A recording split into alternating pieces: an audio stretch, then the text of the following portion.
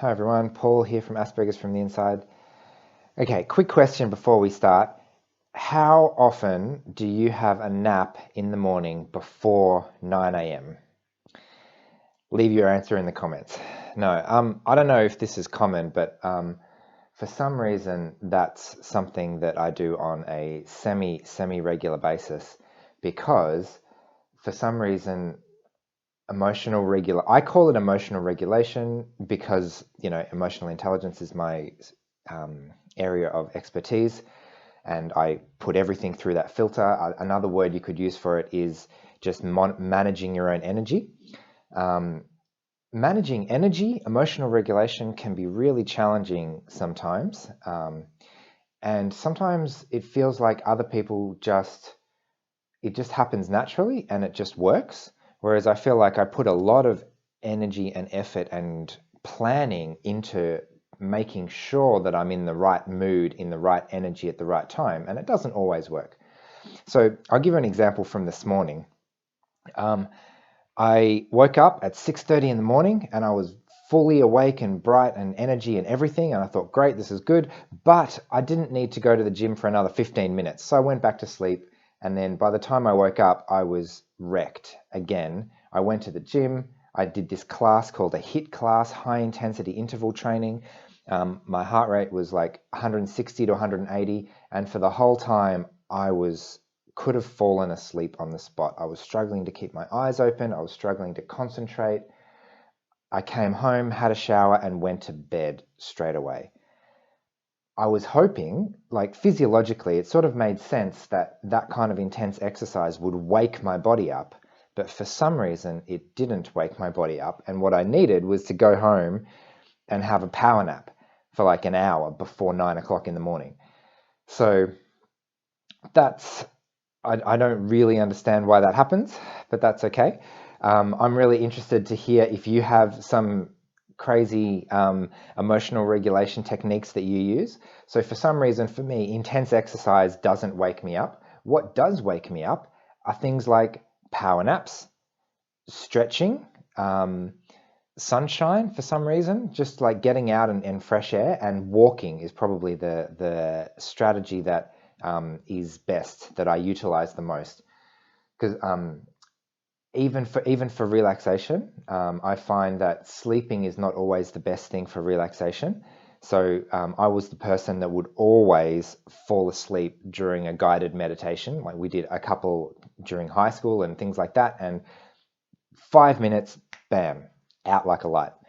I even tested myself and went to a sleep lab and tested myself for narcolepsy because I would just fall asleep and I would get so tired so quickly and just fall asleep so quickly.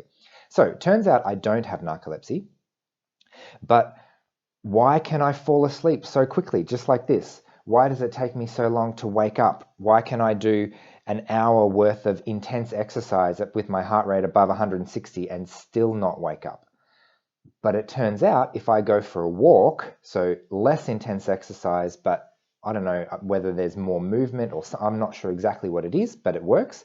If I go for a walk, I'll be awake and I can do my prayer and meditation and relaxation and all that kind of stuff walking, and I won't fall asleep. Whereas if I try and sit down and, listen to something or have a meditation that way, I will guaranteed fall asleep. Anyway, so emotional regulation is fun. I think this has something to do as well. Everything's interconnected, obviously, but this has a lot to do with monotasking and getting really focused on one thing. Because if because mind and body are really connected physiologically, if my body is in a particular mood, in a particular state, it's perfect for one particular thing that I will just keep doing for a long time. And so switching those modes, changing those gears can be really challenging. And so I think the point of this video this morning was I surprised myself with how tired I was at the end of the gym, because I usually that wakes me up, but for some reason this morning it didn't. It's not the first time though. I remember I did a half marathon a little while back. There were, it was the kind of thing where there were thousands of people racing. They shut down half the city for the track. And I got there 20 minutes early, and I was so tired, I thought, maybe I should have a power nap, like half an hour before I'm supposed to run 21 kilometers. I didn't end up doing that, but that's an example of how I just didn't get the adrenaline and excitement that most of the other people were like buzzing. Wow, I'm about to do this. This is an amazing event. I'm really excited. And I could have gone to sleep. And then again, at the end, right, I've just run 21 kilometers or whatever it is. I rode my bike home and I had a nap. I've never, ever experienced a runner's high in my life. That's why I don't run anymore. I did the half marathon tick, and now I'd never need to run again in my whole life. So that's fun. But I think the point of that, though, is that there are some cues physiologically anyway, I won't explain how they work, but there are some things that most people experience, like a runner's high, like staying awake during the day. I hear rumors that some people stay awake all day and can't fall asleep until it's nighttime.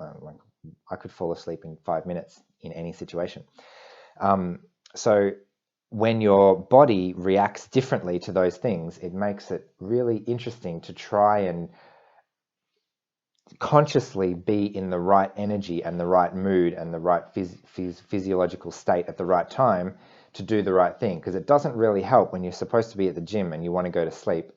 And on the flip side, it doesn't really help where you're supposed to be asleep and your mind's buzzing and you could run a marathon at 2 a.m. in the morning. Anyway, so I would really love to hear what your emotional regulation strategies are. I hope you found this interesting. I'm still wrecked from the summit last week. You might have noticed I missed a week, and this last week with my video, and this week's been a bit late. That's just another example of how long it can take to go out of this mode and into another mode. It's been more than a week, and I'm still trying to recover. So ending now, because otherwise I'll keep talking. Okay, bye.